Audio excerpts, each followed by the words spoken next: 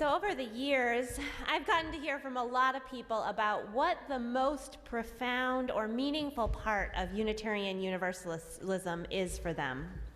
More than anything else, I've heard that people are moved by our affirmation of the inherent worth and dignity of every person, by the idea that every person is important and worthy of love, no matter who you are. I've heard people talk about how it motivates them to work for a better world, how it challenges them to think about the worth of even people they dislike. But it is less common that I hear people talking about how that affirmation applies to themselves. And yet, this is what our Universalist ancestors preached, that everyone is worthy of love, including you, even including me. I think part of the problem is that sometimes we lean too much toward the Unitarian message about ourselves, which is one of constant improvement. That is the side that says we are always learning and growing, that we are always striving to become better citizens of the world. This is also an important part of our heritage. It calls us forward into ongoing transformation to personal and spiritual growth. And at the same time, we need the balance. There's something extra powerful about putting together our Unitarian and Universalist heritages to say we are always learning and growing and we are worthy of love just as we are. We can't be always striving to better ourselves. That is just exhausting. And it also feels like it implies that we're not good enough to begin with, that there's something wrong with us that we need to fix. It makes us tend toward perfectionism in ways that aren't always helpful. And sometimes we are trying so hard to love everyone else that we forget to love ourselves. We forget that we have inherent worth and dignity too, that we deserve our own love. Loving ourselves can be extra hard because we also know ourselves really well. We know all our mistakes. We know every judgmental thought that has ever entered our minds.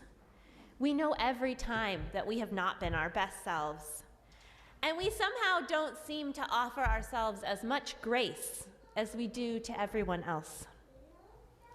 So that's what we're inviting you to do today, to offer the same grace to your beautiful, messy, imperfect self as you would to your neighbor, your friend, your family. Try looking at yourself with the same kind of love that you strive to offer to others. Remember that that inherent worth and dignity applies to you too. I know this can be really hard, and so we're going to practice it a little bit together. And first, I invite you into a time of affirmations. This is a little bit of a visual and verbal meditation. Our kids have made some stop-motion images of hearts in faith formation earlier this month, and we paired each one with a statement of affirmation. And I'm going to invite you to engage with these affirmations in whatever way feels right to you. Maybe you want to repeat each one out loud. There's time to do that, helping it to sink into your soul. Perhaps you want to repeat each one silently, holding it in your heart. Or maybe you just want to breathe through it all, letting the words and the images wash over you. However it feels right to you, I invite you to enter into this space of affirmation and self-love. I am worthy. I am enough.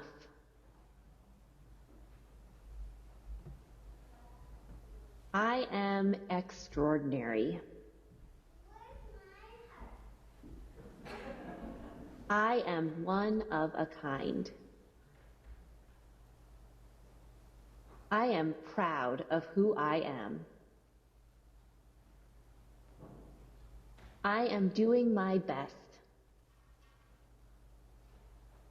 I am kind to myself.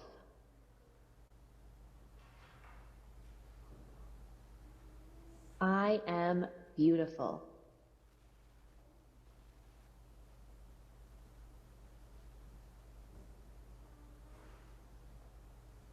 I am strong. I am loved.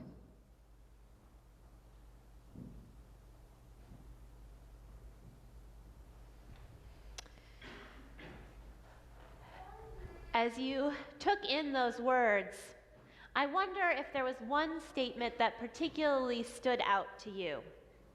Was there one that particularly touched your heart? One that you needed? Was there one that felt most important for you to remember? Or was there one that was missing from all that you were longing to hear? Keep that in mind as we move into the final part of our service. Now, we're just a couple weeks past Valentine's Day, and this next invitation to engage in self-love was inspired by those little candy conversation hearts that you see so often around this time. Did anyone eat any of those for Valentine's Day? Oh, just a couple of you. That's okay. They don't taste that great.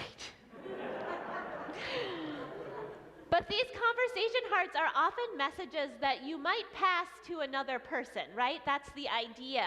They say things like, be mine, or call me, or you are cute. They're meant to give you a little thrill if someone picks a special one just for you, to be a sweet little way of knowing that someone cares about you. But what if we had conversation hearts that we could pass to ourselves when we needed a little pick-me-up? When we needed to be reminded of our inherent worth, when we have forgotten that everyone is worthy of love means us too. In a moment, I'm going to invite you to choose or write a conversation heart for yourself. For those of you online, Erica is going to put a link in the chat to an online jam board with statements of affirmation. You can find a piece of paper or send something to write with and use those statements to create a little conversation heart, love note to yourself. You're also welcome to add to the jam board if there is an affirmation that you think is missing from the list. For those of you here in the sanctuary, we have 3 stations, 2 up front and 1 in the back by Sadie. And you are welcome to, they all have little hearts on them. Some of them have statements, some of them don't. You can pick one, you can write one, take it with you. Don't just pick it and leave it there, pick it and take it with you.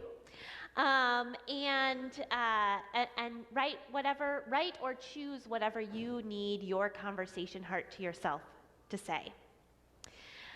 If you can't make it to a station, just raise your hand, and I have a tray of supplies that I'll bring around to you.